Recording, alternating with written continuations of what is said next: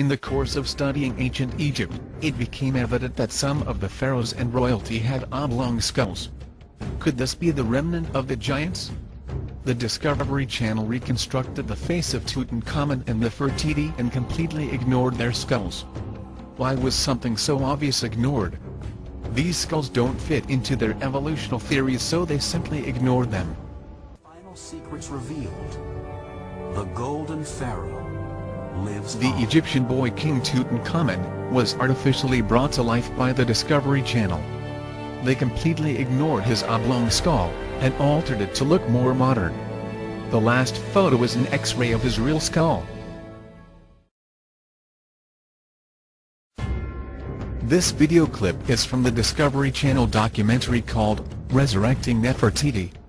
Just like the Tutankhamun video clip, the skull was altered to look more like a modern head. There wasn't a single word about the oblong skull. Discovery Channel is a strong supporter of the theory of evolution. They will filter out any artifact which suggests a different theory just by ignoring it.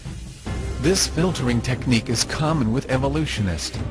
In all fairness, it is also used by many creationists. At the end of this clip, I have inserted photos of the real bust of Nefertiti. She was the wife of Akhenaten, the father of Tutankhamun. All of his children have the same trait and can be traced back through the royal bloodline.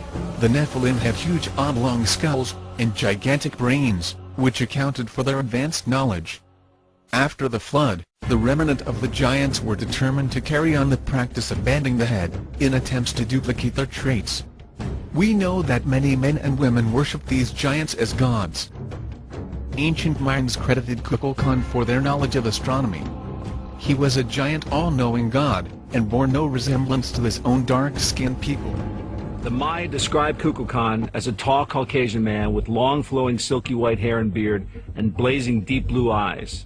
He was said to have an elongated skull, and in fact the Mayan women used to strap boards onto their infants' developing skulls to elongate the skull, and we have artifacts of this nature. The Mayan mothers would bend the heads of certain infants, those of royal bloodline or destined to be priests, to emulate Kukulkan's oblong skull. It was Kukulkan who taught this practice in order to carry on his traits. The same story is true with the Incas and their giant gods. The story of the Aztecs is an exact duplicate of the Mayans, except their god was named Quetzalcoatl, and just like Kukulkan, he was tall, had white skin, blue eyes, and long hair. Jewish legends suggest that Nimrod was angered at God for destroying the giants. He found writings and structures of the Nephilim and wanted to re-establish their power. Some scholars have suggested he was the first pharaoh, who is called Narmer. These large skulls are seen in many other pharaohs and royalty, but not in the common man. Numerous hieroglyphs and statues depict these royal skulls. Could this larger brain provide an answer to their advanced knowledge? The skulls throughout South America show the same trait. Similar skulls are found in many other countries. It is worldwide. We know the Egyptians and South American tribes practiced the ritual of bending the head at youth, in order to prolong this trait. It was only done with a priest or a VIP. Just like the Egyptians, they wanted to continue the royal bloodline. Does this suggest a common ancestry? Yes, it does. All my research points back to an advanced civilization over 12,000 years ago. According to Nazca myth, the gods descended from the sky. They had these odd, elongated skulls. So what did mankind do? People living at Nazca, they tried to imitate the gods.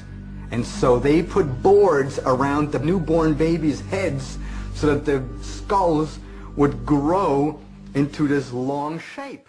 We know from scripture a few of the giants did escape the flood, but with restrained characteristics. As they breed with common women, their children were much smaller, an example being Goliath and his 4 brothers. The following news clip is about a discovery in the Siberian province of Russia.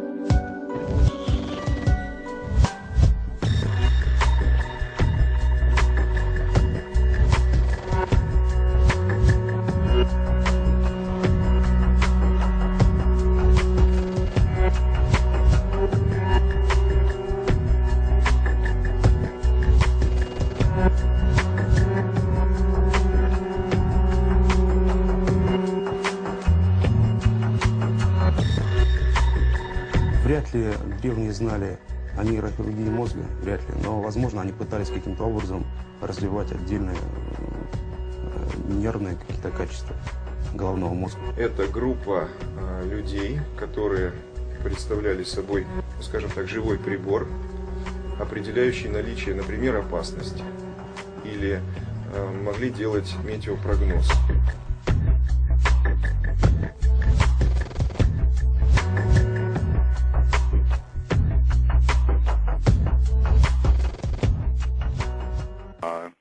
There are other groups of beings in existence other than humans, and on past shows we've discussed how there's really no reason to think that humans are all there is, especially when we've got all these fossils, like the Cro-Magnon man fossil that we discussed, I think 2 weeks ago it was, and also the conehead skulls. That's one of the most fascinating things we've ever discussed on this show, all over museums in South America and Greece and so forth, and you can't get an anthropologist here in America to even talk about them, amazingly.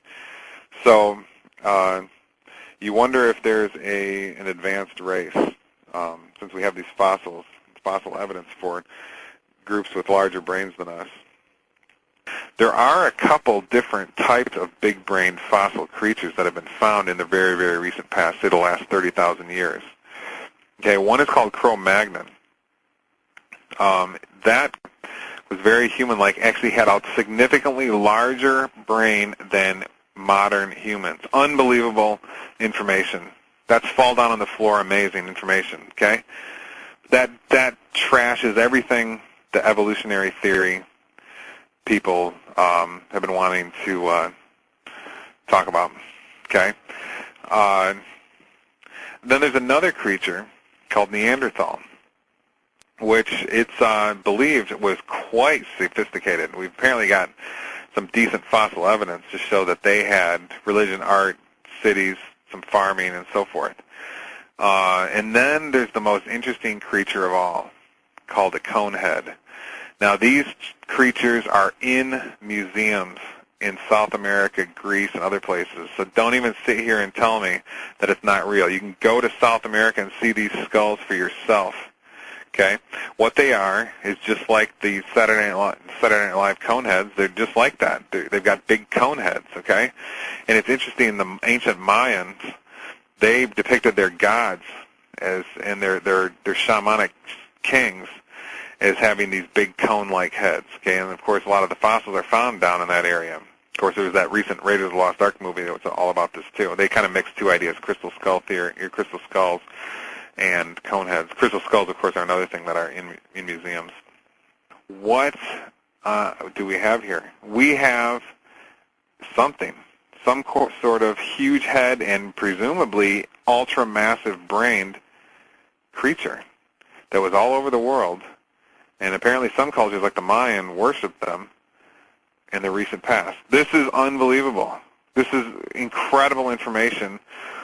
Why is it not on all these news stations? I mean, what are the news talking about today? Britney Spears somewhere? Obama? I mean, this is unbelievable. Okay, who are these creatures? Is this the Elohim? Or some extraterrestrials? Is it another just kind of human that was around? What relation do they have to us? Why were some ancient religions worshiping these people? Were other ancient religions worshiping these people? We have to get to the bottom of this. This information is it's the most powerful information. If you want to know who you are, that gives you power, and this is the kind of information that can help you do that.